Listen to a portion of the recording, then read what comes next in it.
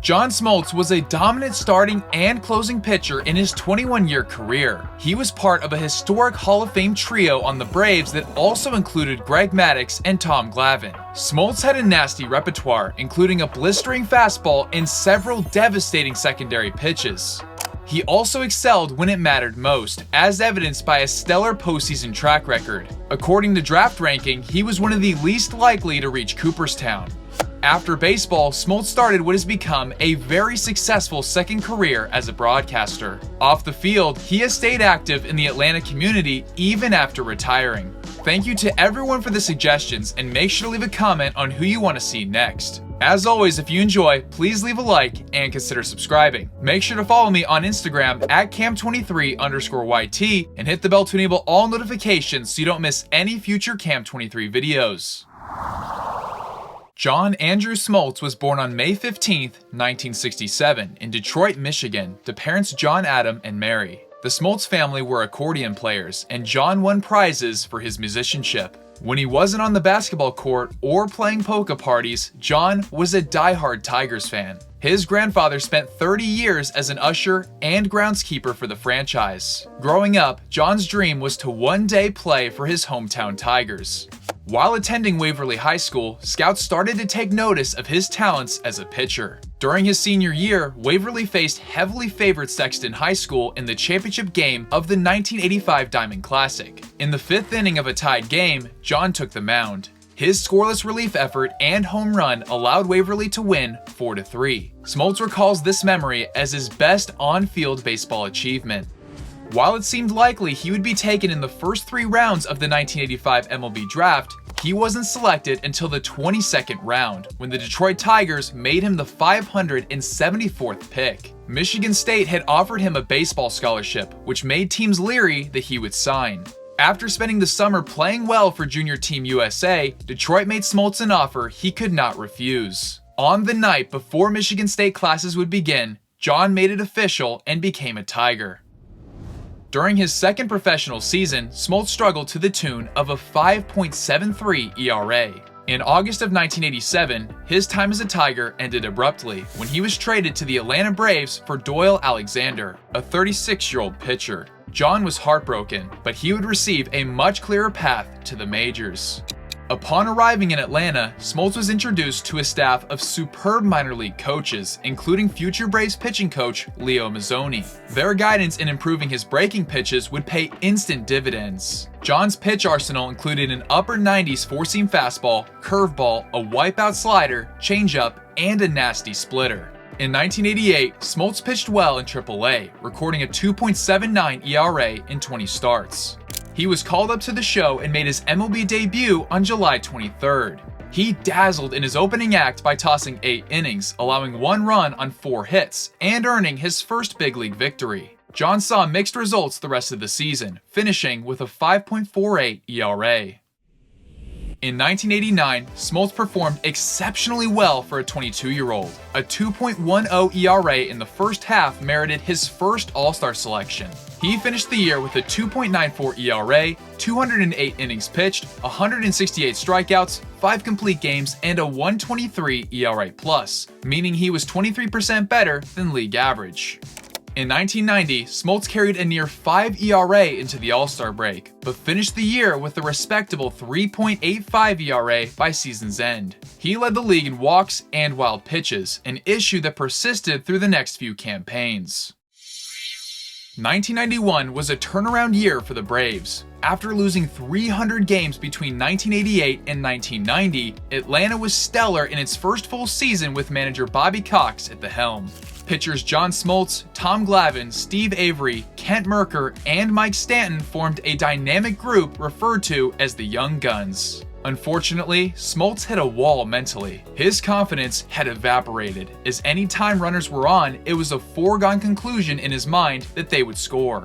At the All-Star break, John had a 2-11 record and a 5.16 ERA. In a time of desperation, General Manager John Schuerholz suggested he see Jack Llewellyn, a sports psychologist. His efforts included showing Smoltz a highlight reel of his best performances. Smoltz banished the negative thoughts that overcame him by watching it before every start.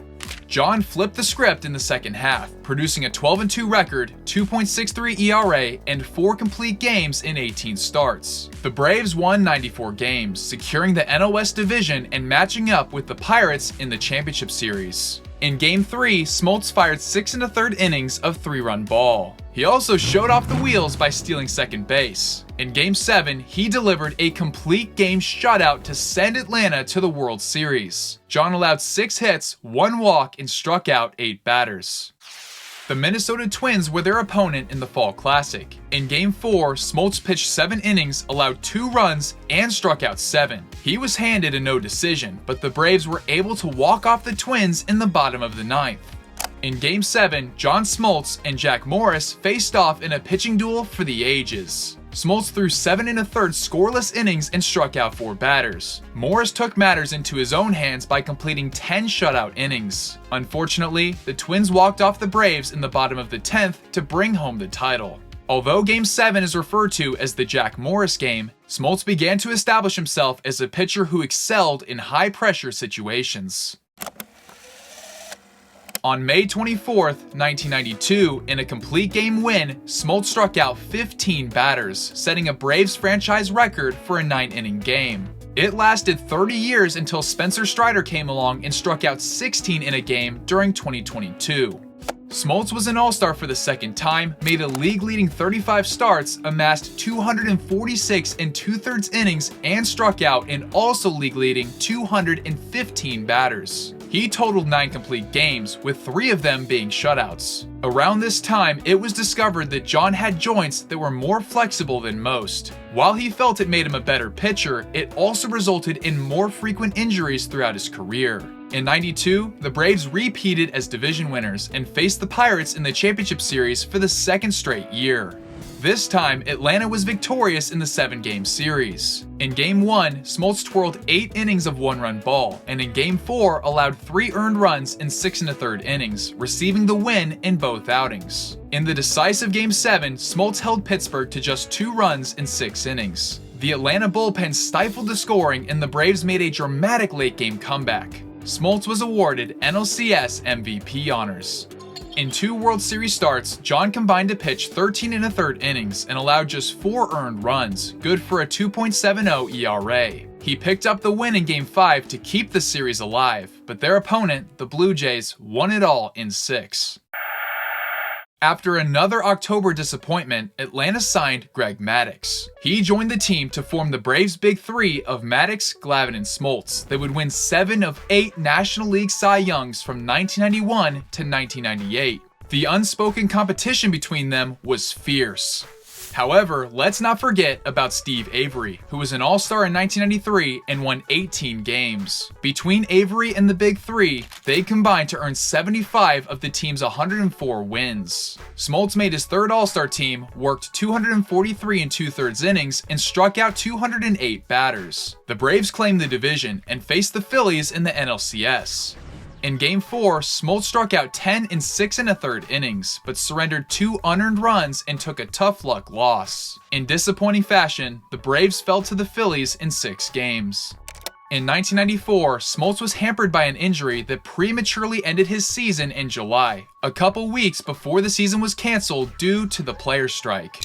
A losing record and an ERA north of 4 was uncharacteristic for him. In September, he underwent elbow surgery to remove a bone spur. In 1995, Smoltz made a full recovery and posted a 3.18 ERA, 193 Ks, and a 133 ERA+. The Braves won the NL East division by 21 games and took on the Colorado Rockies in the first round. Game 3 turned out to not be a great showing for Smoltz, but the offense picked up the slack and he received a no decision. Following a Game 4 win, the Braves advanced to play the Cincinnati Reds in the championship series. Smoltz redeemed himself in Game 2 by allowing just 2 runs in 7 innings of work and notching his 3rd career postseason stolen base. It was another no decision, but Atlanta was able to win in 10 innings. In Game 4, Steve Avery and a lights-out bullpen effort cemented a 4-game sweep of the Reds. In Game 3 of the World Series against the Cleveland Indians, an early offensive outburst led Smoltz to exit prematurely. While they lost this game, Atlanta won 2 of the next 3 games and finally secured a World Series ring, their first title since 1957. In 1996, Smoltz took his game to the next level. From April 9th to June 19th, John went 14-0 and the Braves won all 15 of his starts. In that time frame, he showcased a 1.91 ERA and racked up 127 strikeouts in 113 1/3 innings. Smoltz earned his 4th All-Star nod. In the second half, he compiled 10 wins and a 2.71 ERA. He led the league with 24 wins, 253 2/3 innings, 276 strikeouts, 9.8 strikeouts per 9, and a 2.64 FIP, short for fielding independent pitching. FIP is a stat similar to ERA that focuses on what the pitcher has the most control over, such as strikeouts, walks, hit by pitches, and home runs. The Braves added another division crown and played the Dodgers in the NLDS. Smoltz was brilliant in Game 1, allowing only 1 run and pitching 9 innings of a 10-inning victory. Atlanta swept LA in 3 and faced the Cardinals in the NLCS. Smoltz started Games 1 and 5 of the 7-game series and did not disappoint. 8 innings of 2-run ball in Game 1 and 7 shutout innings in Game 5, earning the win in both starts. The Braves won in 7 games and went up against the New York Yankees in the World Series. In Game 1, Smoltz allowed 1 run in 6 innings. Atlanta took Games 1 and 2, but faltered at home, allowing the Yankees to even the series. In Game 5, John took the mound in a crucial situation. In desperate need of a series lead before traveling back to New York, Smoltz delivered a performance that he describes as the best of his career. Running on fumes from the long season, he surrendered 1 unearned run in 8 innings and struck out 10 Yankees. However, the Braves' offense fell silent as Andy Pettitte delivered his own gem, firing 8 1/3 scoreless innings. Back at home, the Yanks took the series in 6 games. Dropping 4 straight games was painful, but Smoltz had done everything he could in 1996 to make a repeat championship a reality. A .95 ERA in 38 innings after an already remarkable regular season was a marvelous way to cap a career year. John was recognized with the Cy Young, ending his teammate Greg Maddux's run of 4 consecutive awards. He also placed 11th in National League MVP voting. Shortly thereafter, Smoltz and the Braves agreed to a 4-year contract extension that would pay him $7.75 million annually. For a short time, he was the highest paid pitcher in the game. Despite dealing with more elbow pain in 1997, Smoltz led the league in starts and innings pitched. His 241 strikeouts ranked 5th in all of MLB. In the batter's box, he led all pitchers with 18 hits, winning his lone Silver Slugger. In the days before the universal designated hitter, a robust .228 average and a .573 OPS were Silver Slugger worthy. Atlanta won 101 games and the NL East, playing the Houston Astros in the division series. In Game 3, Smoltz pitched the Braves to a 3-game sweep. He twirled a complete game and allowed just 3 hits, 1 earned run, a walk, and struck out 11. In the championship series, the Braves fell in 6 games to the eventual World Series winner, the Florida Marlins. After the season, Smoltz was forced to undergo a second arthroscopic surgery. When healthy, he was a force on the hill in 1998. In 26 starts, he boasted a fantastic 17-3 record, a 2.90 ERA, 173 strikeouts in 167 2/3 innings, and a 144 ERA+. He made 3 postseason starts and assembled a 2.95 ERA in 21 1/3 innings. The Braves swept the Cubs in the NLDS, but fell to the Padres in the NLCS. Smoltz garnered a 4th place finish in Cy Young voting. The battle to stay on the field was becoming more challenging, and Smoltz dealt with considerable pain when throwing his slider. Tommy John surgery was inevitable, but Smoltz was hesitant to begin such a lengthy recovery. To cope with it, he changed his overhand motion to a near sidearm delivery. He made 29 starts in 1999, generating a 3.19 ERA and a 141 ERA+.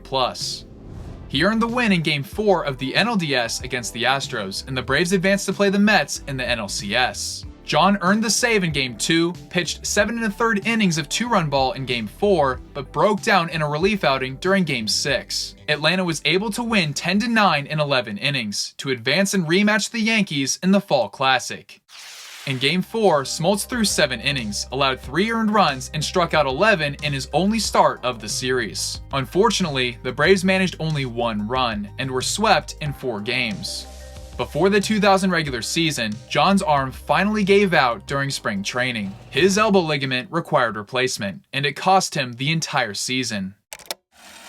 Smoltz returned in 2001 to make 5 starts before being sidelined again due to inflammation in his elbow and shoulder. He met with manager Bobby Cox and pitching coach Leo Mazzone, and they came to a consensus. Smoltz would return as a relief pitcher.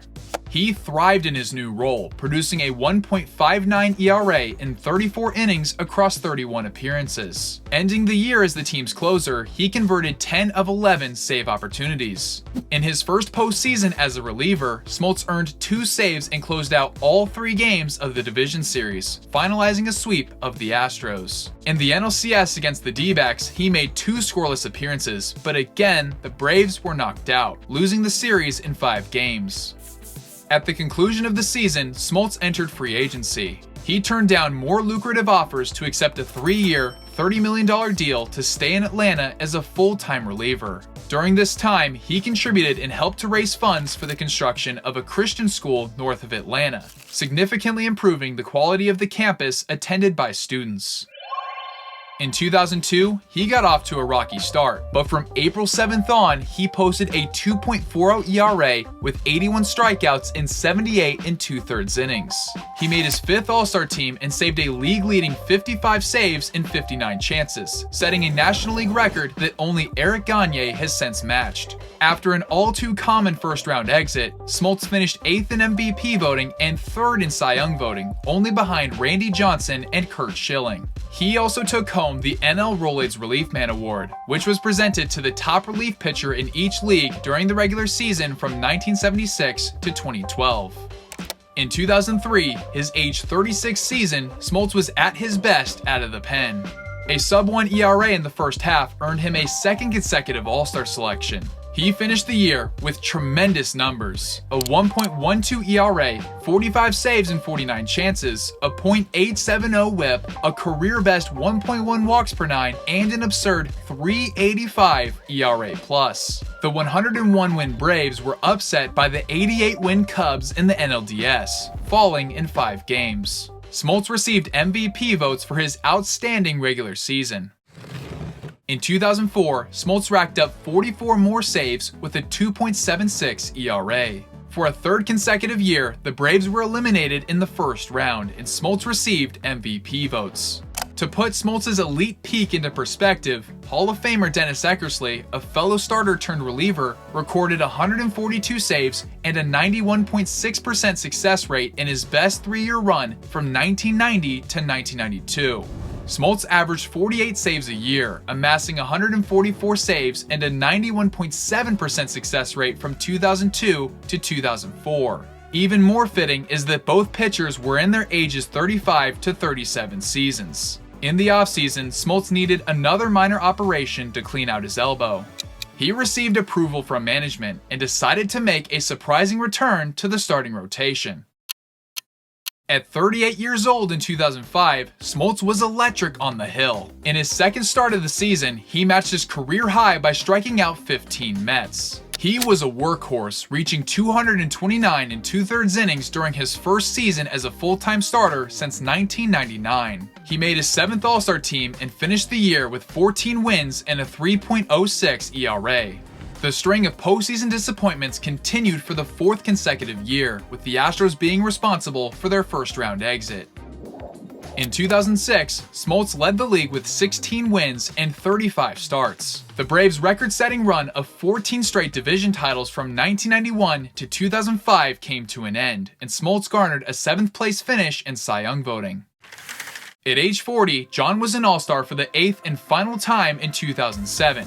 On May 24th, he earned his 200th career victory, becoming one of 122 pitchers to achieve this. On August 19th, Smoltz passed Phil Niekro to become the Braves' all-time strikeout leader, For the year, he compiled a 3.11 ERA, 205 2/3 innings, and a 140 ERA+. John was rightfully acknowledged with a 6th place finish in Cy Young voting. On April 22, 2008, Smoltz joined the historic 3,000 strikeout club. Currently, only 19 pitchers have accomplished this feat. Sadly, his season was cut short in June when he underwent arthroscopic surgery once more. It was a bittersweet farewell, but Smoltz and the Braves parted ways after 20 MLB seasons. John found a new home with the Boston Red Sox, but an 8.33 ERA in 8 starts led to his release. Within a week, the St. Louis Cardinals gave him an opportunity, and Smoltz struck out 7 consecutive batters in his first start as a Cardinal. He pitched well enough in 7 starts to earn a spot on the postseason roster. Unfortunately, it was an unceremonious ending, as they were swept by the Dodgers in the NLDS. In Game 3, Smoltz struck out 5 straight Dodgers in 2 innings as a reliever, his last Major League appearance. For his career, he accumulated a 69 WAR, 213 wins, a 3.33 ERA, 3,084 strikeouts, and 53 complete games, with 16 of those being shutouts. He was an 8-time All-Star, won a Silver Slugger, earned the 1992 NLCS MVP, was part of the 1995 World Series winning team, received the 1996 Cy Young, and claimed the 2002 National League Rolaids Relief Man Award. Call it cherry picking, but John Smoltz is the only pitcher with 200 wins, 150 saves, and 3,000 strikeouts. Dennis Eckersley comes the closest to replicating this, with 197 wins, 390 saves, and 2,401 strikeouts. In his postseason career, Smoltz won 15 games, recording a 2.67 ERA and 199 strikeouts in 209 innings. All time, he ranks 3rd in wins, 3rd in strikeouts, and 4th in innings pitched. In 2010, Smoltz started a new career as a broadcaster with TBS. He would subsequently join MLB Network and became the lead analyst for Fox Network in years that followed. His baseball insight as a color commentator has been heard by millions of fans across many high-profile games over the years. On June 8, 2012, the Braves retired Smoltz's number 29 and inducted him into the team's Hall of Fame. In 2014, Greg Maddux, Tom Glavine, and Bobby Cox all were enshrined in the Baseball Hall of Fame. The following year, it was Smoltz's turn. Receiving 82.88% of the votes, he completed the Braves' Big Three, but this time wearing a Cooperstown jersey. At the time of his election, he was the lowest draft pick to make the Hall of Fame. Since retirement, Smoltz has remained active within the Atlanta community. He is an extremely skilled golfer, and 2024 marks the 32nd annual John Smoltz Braves Celebrity Am Golf Tournament. This 2-day event provides an opportunity to socialize with Braves alumni, former professional athletes, and other local celebrities. Proceeds from the event benefit pediatric cancer research at Children's Healthcare of Atlanta. If you'd like to learn more about this event, I'll leave the link in the description of this video. From his early struggles in the minors to his pivotal role in the Braves' dominant pitching trio, Smoltz was a multifaceted player throughout his 21 years in the majors. His resilience and ability to adapt is part of his ongoing legacy that continues in the broadcast booth. Let me know in the comments down below your thoughts on the video. If you enjoyed, please leave a like and consider subscribing. Thank you all for watching, and I'll see you guys in the next video. Later.